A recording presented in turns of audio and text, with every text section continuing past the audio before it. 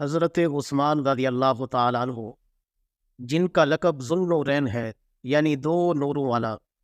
آپ کو ذوالنورین اس وجہ سے کہا جاتا ہے کہ نبی کریم صلی اللہ علیہ وسلم کی دو بیٹیوں کا نکاح آپ سے یکے بعد دیگرے ہوا۔ سب سے پہلے آپ کا نکاح حضرت زینب رضی اللہ تعالیٰ عنہ سے ہوا۔ جب حضرت زینب انتقال فرما گئیں تو حضرت عثمان رضی اللہ تعالیٰ عنہ کو دیکھا گیا کہ آپ بہت پریشان رہتے تھے۔ پوچھا گیا کہ اے عثمان، آپ پریشان کیوں ہیں؟ تو حضرت عثمان فرماتے ہیں کہ نبی کریم صلی اللہ علیہ وسلم سے ایک نسبت تھی کہ مجھے لوگ نبی کریم صلی اللہ علیہ وسلم کا داماد کہا کرتے تھے، مگر وہ نسبت اب ختم ہو گئی ہے، اس وجہ سے پریشان ہوں۔ جب نبی کریم صلی اللہ علیہ وسلم کو معلوم ہوا تو آپ صلی اللہ علیہ وسلم نے اپنی دوسری بیٹی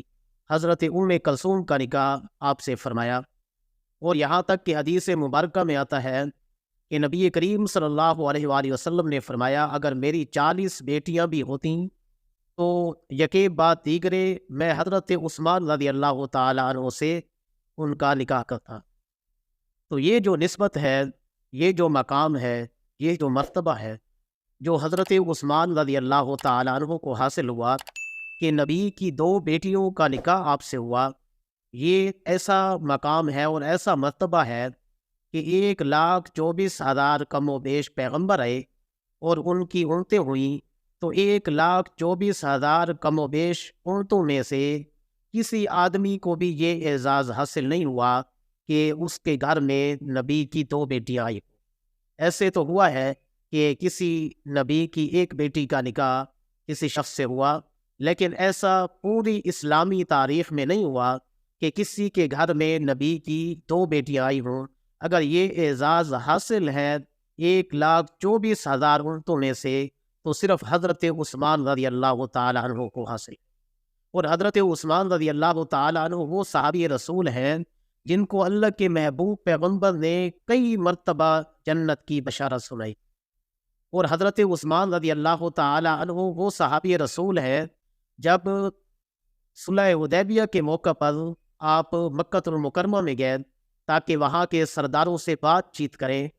تو حضرت عثمان کی محبت دیکھیے کہ جب حضرت عثمان مکہ المکرمہ میں جاتے ہیں اور بڑے بڑے سرداروں سے بات چیت کرتے ہیں، تو چونکہ حضرت عثمان بھی تاجر تھے اور وہ بھی بڑے تاجر تھے،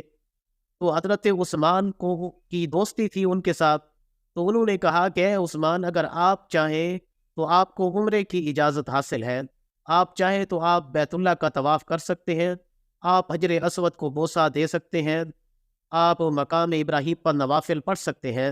تو حضرت عثمان رضی اللہ تعالیٰ عنہ نے بڑا خوبصورت جواب دیا، فرمایا، اے ظالموں، تم نے میرے محبوب پیغمبر کو حدیبیہ کے مقام پر رکھا ہوا ہے، تو میں اپنے محبوب پیغمبر کے بغیر کیسے عمرہ کر سکتا ہوں؟ اور ادھر صحابہ کرام جو مقام حدیبیہ پر موجود تھے، وہ بھی آپس میں ایک دوسرے سے کہہ رہے تھے کہ عثمان کتنا خوش نصیب ہے، عثمان کتنا خوش بخت ہے کہ وہاں عمرہ کر رہا ہوگا، وہاں حجر اسود کو بوسہ دے رہا ہوگا، وہاں مقام ابراہیم پر نوافل پڑھ رہا ہوگا، طواف کر رہا ہوگا۔ تو نبی کریم صلی اللہ علیہ وآلہ وسلم نے فرمایا، اے میرے صحابہ، میرا عثمان میرے بغیر عمرہ نہیں کر سکتا،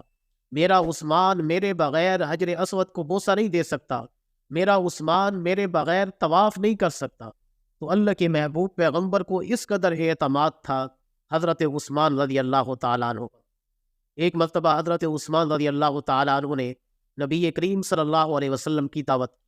تو جب اللہ کے محبوب پیغمبر راستے میں جا رہے تھے تو حضرت عثمان رضی اللہ تعالیٰ عنہ پیچھے پیچھے چل رہے تھے، تو نبی کریم صلی اللہ علیہ وسلم نے محسوس فرمایا کہ حضرت عثمان میرے قدموں پر چل رہے ہیں اور یوں لگ رہا ہے جیسے میرے قدم گر رہے ہوں۔ تو نبی کریم صلی اللہ علیہ وآلہ وسلم نے فرمایا کہ اے عثمان، یہ کیا ہے؟ آپ میرے قدموں پر کیوں چل رہے ہیں